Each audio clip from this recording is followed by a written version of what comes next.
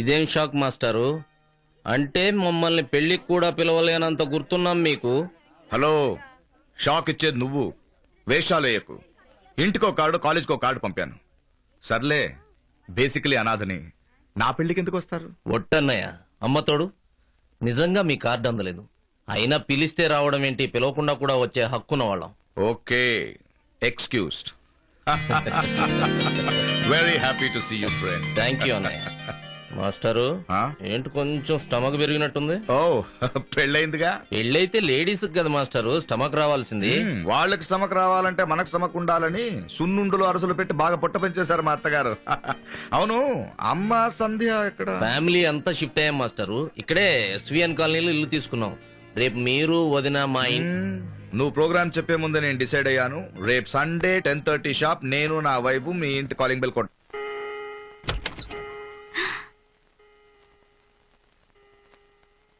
Hello, నీ కోడ్లమ్మా. అరే ఏంటలా చూస్తున్నారు? నా భార్య శిరీష. లోపలికి రావచ్చా? రండి బాబు. ప్లీజ్. మా పెళ్లి కార్డు మీకు అందలేదు కాబట్టి మీ ఆశీర్వాదం మేము మిస్ అయ్యాం. ఇప్పుడు ఆశీర్వదించండి. నూరేళ్ళు చల్లగా ఉండండి. శిరీష, ఈ మహానుభావురాల గురించి ఏం చెప్పమంటావు? నేను అనాథనంటే నేను నీకు అమ్మను రా బాబు అని చెప్పింది. నేను అల్సర్ పేషెంట్ అంటే ప్రేమతో పెరుగన్న పెట్టి మరీ చెల్లబరిసింది. ఓ సేయ నిన్నోరార పిలవడానికి ఒక చెల్లాయి, మనసారా ఒరే అని పిలవడానికి ఒక తమ్ముడు. కాబట్టి నేను ఫండమెంటల్ గా అనాథనైనా సెంటిమెంటల్ గా అదృష్టవంతుడిని.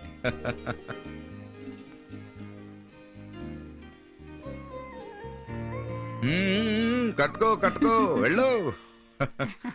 అంటే నీ హాఫ్ సాలరీ నా బెటర్ హాఫ్ సారీకి ఖర్చు పెట్టావన్నమాట. అదేమిటయ్యా, పెళ్ళయ్యాక మొదటిసారి వచ్చారు మా ఇంటికి? అవును, ఇలా పట్టు చీరలతో వాయనాలు వనభోజనాలు పెడతారంటే వారం వారం వచ్చేస్తాం. రోజు రండయ్యా.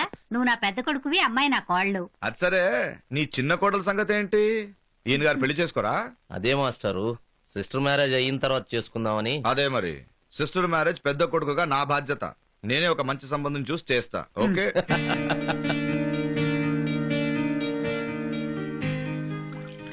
నమస్కారం అండి. నమస్కారం. వీడు నా తమ్ముడు శివాజీ. వీడు సురేష్, నా ప్రియమైన శిష్యుడు. నమస్తే. సంధ్య, తీసుకోండి కాఫీ.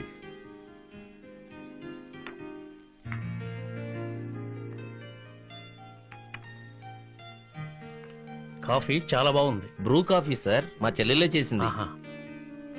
అమ్మాయి బాగుంది కదరా? చాలా బాగుంది సార్. ఏంటి, బ్రూ కాఫీ బాగుందా నా చెల్లాయి బాగుందా? రెండు సార్. ఈమె నా చెల్లాయి. సో ఈ చూపులు, పైనుంచి కిందకి స్కానింగ్లు, కట్నాలు, కానుకలు. కట్న కానుకల ప్రసక్తి లేదు. మంచి సాంప్రదాయం అన్నారు, అది చాలు. రాఘవయ్య గారు, మరెందుకు ఆలస్యం? అందుకోండి తాంబూలం. ఆ.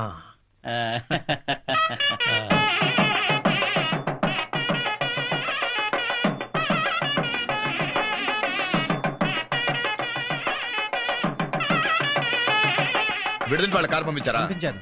వెళ్ళు, దగ్గరుండి వాళ్ళు తీసుకురా. వెళ్ళు త్వరగా. దగ్గరుండి నేనే చేయించా. చూసి ఎలా ఉందో మీరే చెప్పండి. ఈ ఫుడ్ విషయం నేను చాలా వీక్ మాస్టర్. మళ్ళీ మా భీముడు ఎక్కడ? రే శివాజీ, ఇట్రా. నువ్వు వెళ్ళి ఇది ఇచ్చి తీసుకొని వచ్చాయి. అలాగే. శివాజీ, నువ్వు 2 పీకేసి ఎలా ఉందో చెప్పు. ఒక సెకండ్. శివాజీ గారు, శివాజీ గారు. ఏంటండి అడావిడి? బాబు ఒకసారి అలా పక్కకు వస్తారండి? పర్వాలేదు, ఇక్కడే చెప్పండి. అదే. హలో, నేను అడుగుతున్న విషయం ఏంటో చెప్పండి. మగ పెళ్లి వారికి మన సంబంధం నచ్చలేదని వెళ్లిపోయారు సార్. శివాజాకు పెళ్లి పీటల దాకా వచ్చి నచ్చలేదని వెళ్లిపోయారా? ఈ డ్రామాలు వద్దు, అసలు విషయం ఏంటో చెప్పు. అమ్మాయి క్యారెక్టర్ మంచిది కాదని, తిరుగుబోతని, చెడిపోయిందని చెప్పి వెళ్లిపోయారు సార్. కొడతారు సార్. నన్ను కొట్టి తిట్టి ప్రయోజనం లేదు. అసలు ఈ మాటలన్నది వాళ్ళు. పెళ్లి సంబంధం కుదిర్చిన వాడిని నాకు తెలీదా సార్ అమ్మాయి మంచి చెడ్డలు? కాకపోతే వాళ్ళు ఈ విషయం చెప్పమని పంపించారు, చెప్పాను. నన్ను క్షమించండి సార్. ఎప్పుడో చెప్పిన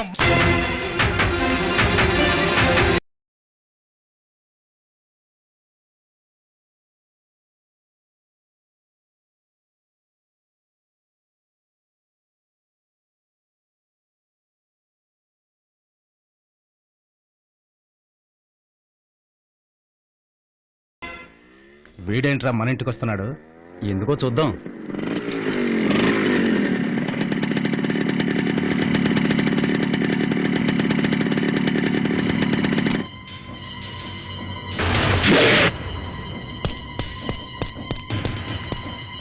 ఆగు. వచ్చిన పనేంటో చెప్పు. రాఘవయ్య గారితో మాట్లాడదామని. ఈ పెళ్లి క్యాన్సిల్ అయింది, ఇక నువ్వు వెళ్ళొచ్చు. అదే ఎందుకు క్యాన్సిల్ అయిందో మీ నాన్నని అడిగి తెలుసుకుందామని. మా నాన్న మాటే నా నోటితో చెప్తా. ఎక్కడెక్కడో పార్కుల వెంట తిరిగిన దాన్ని మావాడి కంట కట్టాలని చూస్తారా నీ అబ్బా. పెళ్లికి ముందే ఎవరితోనో కడుపు చేయించుకున్న దాన్ని మా ఇంటి కోడల్ని చేయాలనుకున్నారా నీ తల్లి.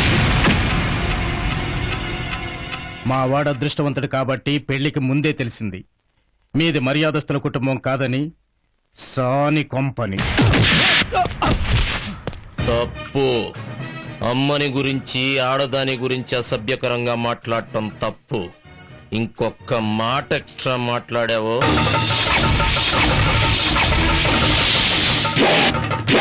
ఆ ఇంటికొచ్చి మా అన్నయ్య మీద చేస్తావరా? ఎన్ని గుండెలు నీకు?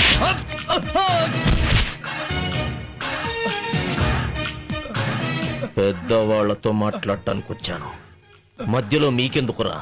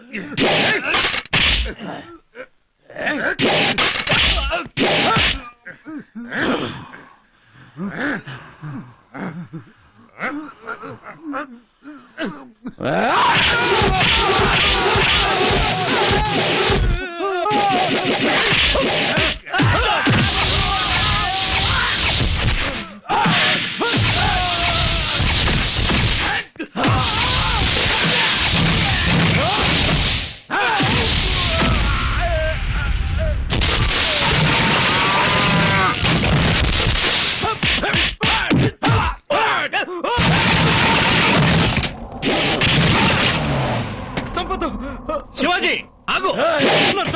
నువ్వు మా వాళ్ళని చంపినంత మాత్రాన నీ చెల్లెలు శరవత అయిపోతాయా? ఆడపిల్లల పెళ్లిళ్ళు చెడగొట్టడం, చెప్పుడు మాటలు వినడం మా ఇంటా వంటలేదు. నేను ఇద్దరు ఆడపిల్లల కనతండ్రినే. నా బిడ్డలాగే నీ చెల్లెలు కూడా నిప్పు లాంటిది అనుకుని జాతకాలు కలవకపోయినా ముచ్చటపడి పీకల్లోతో మునిగిపోయాం. నీ చెల్లెల గురించి సాక్ష్యాలని తెలిసిన తరువాతనే ఈ నిర్ణయానికి వచ్చాం. ఆ సాక్ష్యాలు చెప్పమని అడగడానికి వచ్చాను.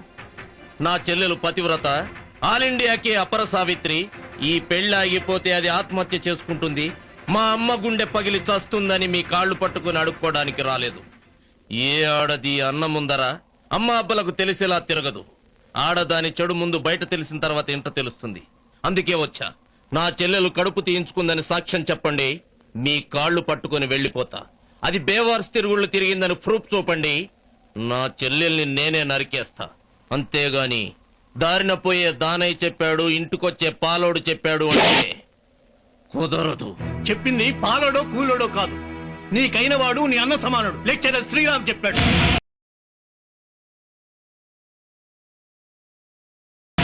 ఏంటి మాస్టారు? తీపి తాగేటప్పుడు చేదు మాటలు చెప్తున్నందుకు క్షమించమనాలో నిజాన్ని నా నోటితో చెప్తున్నందుకు సిగ్గుతో తల ఉంచుకోవాలో అర్థం కావట్లేదు రాఘవయ్య గారు.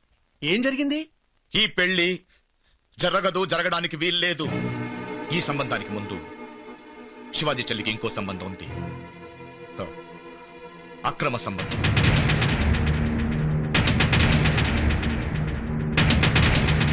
తన క్లాస్మేట్ రహీం అనే ముస్లిం కుర్రాడిని ప్రేమించిందంట. కాలు కూడా జారిందని నాకు ఇప్పుడే తెలుసు. రాఘవయ్య గారు, నిజాన్ని దాచి నా శిష్యుడికి అన్యాయం చేయలేను. నా శిష్యుడి పెళ్ళాం చదివిందని చెప్పుకోగలను కానీ తిరిగింది అని ఎలా చెప్పుకోగలను? ప్లీజ్ ఇక్కడి నుంచి వెళ్ళిపోండి.